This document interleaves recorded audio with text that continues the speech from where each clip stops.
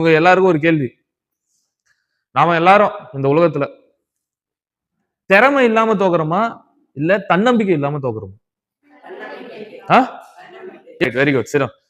So முக்காவாசி பேர் இங்க யாரும் திறமை இல்லாதவங்கலாம் இல்ல. இந்த உலகத்துல பிறக்கிற அத்தனை பேருக்குமே ஏதோ ஒரு திறமை இருக்கு. ஆனா நாம என்ன சொல்றோம்னாக்கா, நமக்கு திறமை இல்ல, நம்மளால முடியாது, நம்மளால செய்ய முடியாது அப்படின்ற ஒரு எண்ணம், ஒரு பயம், ஒரு தயக்கம், அதுதான் நம்மள என்ன பண்ணுதுன்னா முக்காவாசி நேரத்துல தோக்கடிச்சிருது. திறமை இல்லாம தோத்து போறவன்றது கொஞ்சம் பேர் தான். திறமை இருந்தும் தோத்து போறவன் தான் நிறைய பேர். அப்ப இந்த திறமை இருந்தும் அதை ஐடென்டிஃபை பண்ணாதவன், எனக்கு இல்லனே நினைக்கிறவன் வாழ்க்கையில தோத்து போயிடுறான்.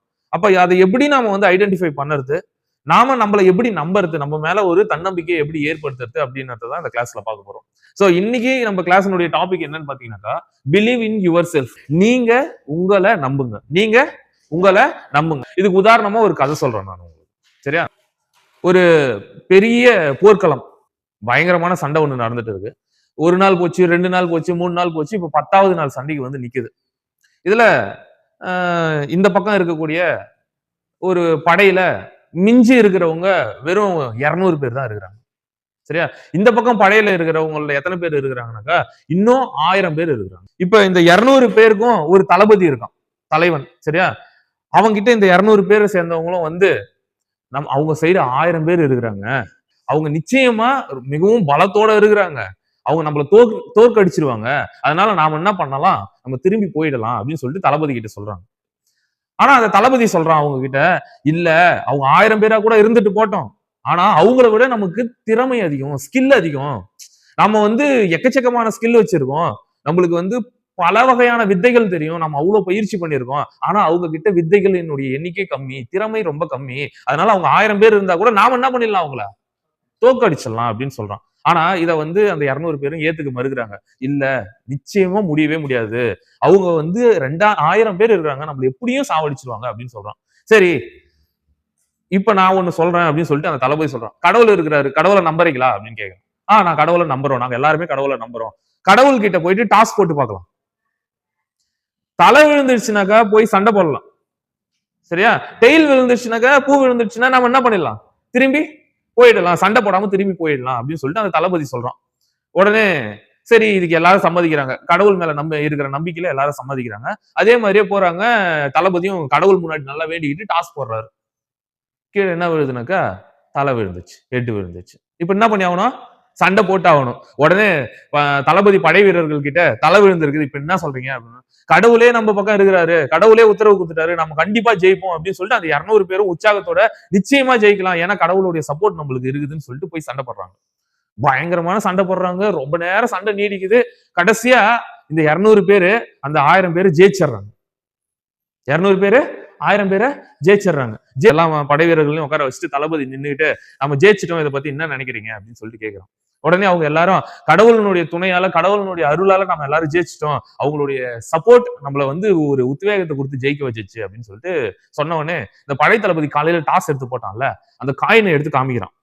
அதுல இந்த பக்கமும் தலைதான் இருக்குது, அந்த பக்கமும் தலைதான் இருக்குது. இந்த பக்கமும் தலைதான் இருக்குது, அந்த பக்கமும் தலைதான் இருக்குது. இப்ப சொல்லுங்க, அவனுங்களை ஜெயிக்க வச்சது எது? அவங்க தான் மேல வச்ச நம்பிக்கை.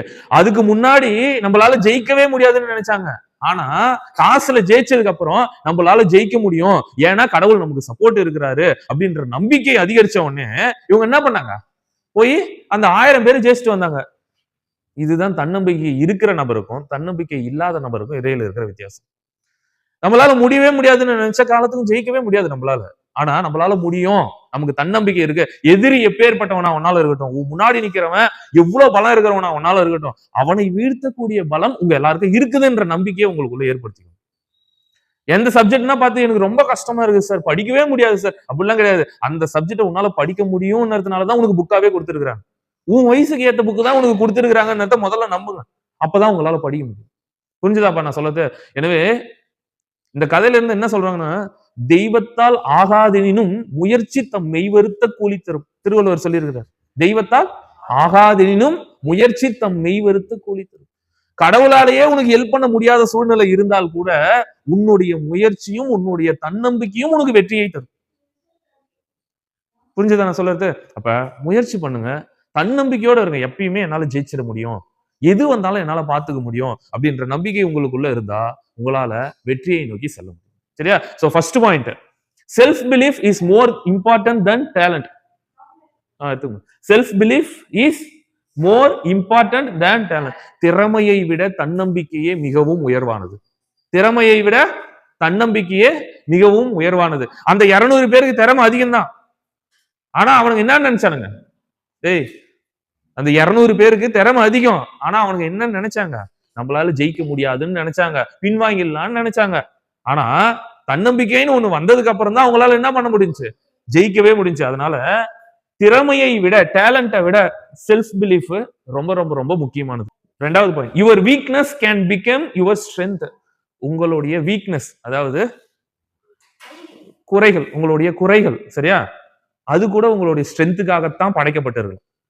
நீங்களா சொல்றீங்க, சார் எனக்கு அது வராது சார், நான் வீக் சார், எனக்கு ஏதோ ஒரு குறை உடம்புலயோ உள்ளத்துலயோ மனசுலயோ இல்ல மூளையிலயோ ஏதோ ஒரு குறை இருக்கு சார், எனக்கு ஒரு குறை இருக்கு சார், நான் வீக்னஸா இருக்கேன் சார்.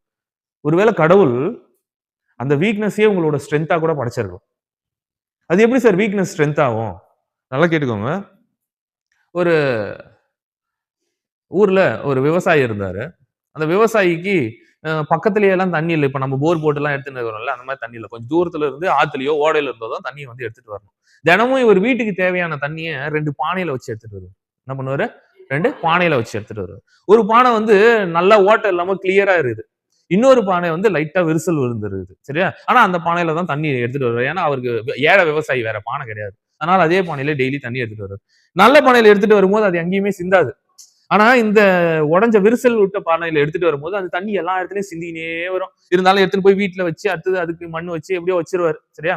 டெய்லி இதே மாதிரியே நடந்துன்னு இருக்கும். அப்ப அந்த விரிசல் விழுந்த பானைக்கு ஒரு மனசுல வந்து ஒரு குறை வந்துச்சு. நான் வந்து இப்படி இவரை ஏமாத்தின்னு இருக்கிறேனே, என்னுடைய குறையினால இவர் புடிச்சுன்னு வர தண்ணி எல்லாமே கீழே சிந்திடுது. அவன் பாரு, அவன் கரெக்டா இருக்கான், பர்ஃபெக்டா இருக்கான் அந்த பானைக்காரன்.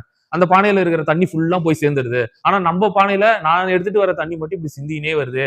சே, நாம வந்து இவனுக்கு துரோகம் பண்றோம் அப்படின்னு சொல்லிட்டு அந்த பானை வந்து ஒரு நாள் அந்த விவசாயியை பார்த்து, என்னை மன்னிச்சிடுங்க, என்னுடைய குறையினால உங்களுக்கு தண்ணி முழுசா கிடைக்காம போயிடுச்சு அப்படின்னு அந்த பானை வந்து விவசாயி கிட்ட சொல்லிச்சான்.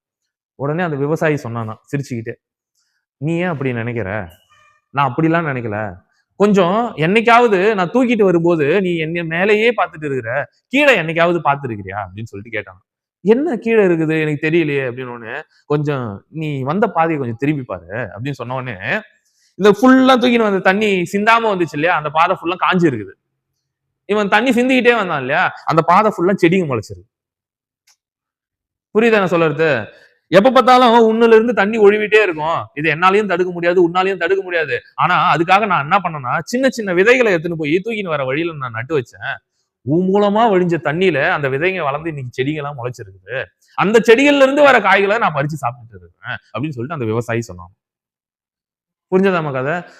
அப்ப இதுல இருந்து என்னன்னா, உங்களுக்கு ஏதாவது ஒரு வீக்னஸ் பிறவியிலேயே இருந்தாலோ அல்லது ஏதோ ஒரு குறைகள் இருந்தாலோ அதை கூட உங்களால உங்களுடைய ஸ்ட்ரென்த்தா மாத்திக்க முடியும். புரியுதா? உங்களுடைய பலமா மாத்திக்க முடியும். இந்த உலகத்துல காரணம் இல்லாமல் எதுவுமே படைக்கப்படுவதில்லை. ஒரு குறை, ஒரு ஊனம் ஏற்படுதுன்னா அதுவும் ஏதோ ஒரு நல்ல காரணத்துக்காக நம்மளால பயன்படுத்திக்க முடியும் அப்படின்றத நீங்க எல்லாரும் புரிஞ்சுக்கணும். அப்ப இந்த கதையில இருந்து என்ன சொல்றாங்க? Your weakness can become your strength. உங்களுடைய குறைகள் உங்களுடைய பலமாக மாறலாம். எப்படி ஒரு ஓட்டை அப்படின்னு ஒரு குறையா இருந்தா கூட அந்த ஓட்டையின் வழியா வந்த தண்ணியினாலதான் பல உயிர்கள் செழித்து வளர்ந்துருக்குதுன்னும் போது அது எவ்வளவு பெரிய ஸ்ட்ரென்த்தா மாறி இருக்குது. அப்ப உனக்குள்ள இருக்க குறை என்னைக்காவது உனக்கு மிகப்பெரிய பலமா இருக்கும் அப்படின்றத முதல்ல புரிஞ்சுக்கோங்க. அடுத்தது, stop comparing your self with others. Stop comparing your self with other. இதே கதையிலேயே அந்த 2 பானைகளை ஒண்ணு வந்து இன்னொன்னு கூட கம்பேர் பண்ணிச்சு. அவன்னா சார் அவன் நல்லா படிப்பான், அவன்னா சார் அவன் திறமையானவன், அவன்னா சார் அவனுக்கு எல்லாமே இருக்குது, எனக்கு ஒண்ணுமே தெரியாது சார், நான் வந்து வீக்கானவன் சார், அப்படி சார் இப்படி சார் அப்படின்னு தயவு செஞ்சு இந்த பானை மாதிரி இன்னொரு பானையை பார்த்து கம்பேர் பண்ணாது. நீ வேற, அவன் வேற. உன் திறமை வேற, அவன் திறமை வேற. நீ அவன் கூட கம்பேர் பண்ணிக்கிட்டு உன்னை தாழ்வு மனப்பான்மைக்குள்ள கொண்டு போகாத. Stop comparing your self with others. அடுத்தவங்க கூட உன்னை எதுக்காகவும் ஒப்பிட்டு கம்பேர் செய்து பார்க்காதீங்க. நீ கம்பேர் பண்ணணும்னு நினைச்சனா ஒரு ஆள் இருக்கான் நீ கம்பேர் பண்ணி பாக்குறதுக்கு. அது யாருன்னா அது நீதான். அது நீதான். நீ கம்பேர் பண்ணணும்னு நினைச்சுன்னா உன் கூட தான் கம்பேர் பண்ணணும். எப்படி சார்? நேத்தை விட இன்னைக்கு நான் பெட்டரா இருக்கிறேனா? இப்படித்தான் கம்பேர் பண்ணிக்கணும். நேத்து எனக்கு ஆக்காங்காச்சா தெரியல, இன்னைக்கு ஆக்காங்காச்சா படிச்சுட்டேனா? நேத்து எனக்கு ஏபிசிடி தெரியல, இன்னைக்கு ஏபிசிடி படிச்சுட்டேனா? நேத்து எனக்கு வாய்ப்பாடு தெரியல, இன்னைக்கு நான் வாய்ப்பாடு படிச்சுட்டேனா? நேத்து எனக்கு எழுத்து கூட்டி படிக்க தெரியல, இன்னைக்கு நான் எழுத்து கூட்டி படிச்சுட்டேனா? இப்படித்தான் கம்பேர் பண்ணிட்டு போகணும். அப்ப நேத்து இருந்த என்னை விட இன்னைக்கு இருக்கிற நான் பெட்டரா இருக்கிறேனா இல்லையா? இவ்வளவுதான் கேள்வி. அப்படி கம்பேர் பண்ணீங்கன்னா வளர முடியும். அதை விட்டுட்டு சம்மந்தமே இல்லாத யாரோ ஒருத்தர் கூட உன்னை கம்பேர் பண்ணீங்கன்னு எனக்கு வரவே வராது, நான் முட்டாளு, நான் அப்படி. பேரண்ட்ஸுங்களுக்கும் சேர்த்துதான் சொல்றேன். 2 பசங்க பிறந்திருந்தா ஒண்ணுத்த உயர்வா வச்சுக்கிட்டு இது பாரு எவ்வளவு புத்திசாலியா இருக்குது, இது பாரு இவ்வளவு குறையா இருக்குது, அப்படிலாம் கிடையாது. இவனுக்கும் திறமை இருக்கு, அவங்களுக்கும் திறமை இருக்கு. இங்க ஒப்பிட்டு பாக்குறதுக்கெல்லாம் எதுவுமே கிடையாது. ரெண்டும் வேற வேற. ஒண்ணு முயல்னா ஒண்ணு ஆமை. முயல் ஆமையும் என்னைக்கும் ஒண்ணாவாது. நாம என்ன பண்றோம்? முயலுக்கும் ஆமைக்கும் ஒரே ரேஸ் வைக்கிறோம். எது ஜெயிக்கும்? கண்டிப்பா முயல் தான் ஜெயிக்கும். என்னைக்கோ ஒரு நாள் சோம்பேறி முயல் தூங்கிச்சுன்றதுக்காக எல்லா முயலும் தோத்துறோம்னு அர்த்தமா? ஆனா தண்ணியில எடுத்துட்டு போய் விட்டா எது ஜெயிக்கும்? நாம தான் ஜெயிக்கும். தரையில முயல் வேகமா ஓடும், தண்ணி நாம வேகமா போவோம். அப்ப போட்டிய ஏன் தரையில வச்சீங்க? தண்ணியில வைக்க வேண்டியதானே? சொல்லு. அப்ப தப்பு. போட்டி வைக்கிறதே தப்பு. நீ முயல்னா முயலை ஏத்த மாதிரி வாழு, நீ ஆமைனா ஆமை மாதிரி வாழு, தப்பே கிடையாது. ஆனா அந்த ஆமை நீ ஆமையாவே இருந்தாலும் ஒரு நாளும் உன்னை டெவலப் பண்ணினே இருக்கணும். உன்னுடைய ஸ்கில்ல டெவலப் பண்ணணும். நீச்சல் அடிக்கிற ஸ்கில்ல டெவலப் பண்ணணும், இறைய பிடிக்கிற ஸ்கில்ல டெவலப் பண்ணணும், ஆமையோட அந்த ஓட்ட ஸ்ட்ராங் பண்ணணும், உடம்ப ஸ்ட்ராங் பண்ணணும், எதிரிகிட்ட இருந்து தப்பிக்க கத்துக்கணும். இவ்வளவு விஷயங்கள் இருக்குது. நீ ஆமையா இருந்தா கூட. முயலா இருந்தா வேகமா ஓட ட்ரை பண்ணணும், நிறைய சாப்பிட ட்ரை பண்ணணும், எதிரிங்க கிட்ட இருந்து தப்பிக்க ட்ரை பண்ணணும். இதையும் முயலா இருந்தா செஞ்சுதான் ஆகணும். சோ முயல் கூட தான் கம்பேர் பண்ணணும். ஆமை கூட தான் கம்பேர் பண்ணணும். நீ கூட தான் கம்பேர் பண்ணணும். அதனால உன்னைய மட்டுமே வச்சுக்கிட்டு கம்பேர் பண்ணிக்கிட்டு முன்னேற பாருங்க. புரியுதா? இந்த உலகத்தில் உயர்ந்தவனும் இல்லை, தாழ்ந்தவனும் இல்லை. சரியா? பெரியோரை வியத்தலும் இளமே, சிறியோரை இகழ்தல் அதனினும் இளமே. தன்னை விட பெரியவன்டாயவன் அப்படின்னு சொல்லிட்டு வியப்பா பாக்குறதும் தப்புதான். தன்னை விட சின்னவன்டாயவன் அப்படின்னு சொல்லிட்டு இகழ்ச்சியா பாக்குறதும் தப்புதான். இங்க யாரும் பெரியவனும் இல்ல, யாரும் சின்னவனும் இல்ல. நீ நாளைக்கு வளரும் போது உனக்கு அந்த அறிவு வந்துடும். அவ்வளவுதான். ஆனா பெரியவங்களை பார்த்தா மரியாதை கொடுங்க. அப்படியே பிரமிச்சு போய் அப்படியே பயந்துன்னு மரியாதை கொடுக்கலாம். உன்னுடைய அறிவுக்கான மரியாதையை நாங்க கொடுக்குறோம். ஆனா அப்படியே மிரண்டு போயிருக்கணும்னு எந்த விதமான விஷயமும் கிடையாது. யாரை பத்தும் நாம குறைபட்டுக்கணும்னு எந்த அவசியமும் கிடையாது. அதனால பிலீவ் யுவர் செல்ஃப். நீங்க உங்களை என்னைக்கு நம்ப ஆரம்பிக்கிறீங்களோ அன்னையில இருந்து தான் மாற்றம் தொடங்குது.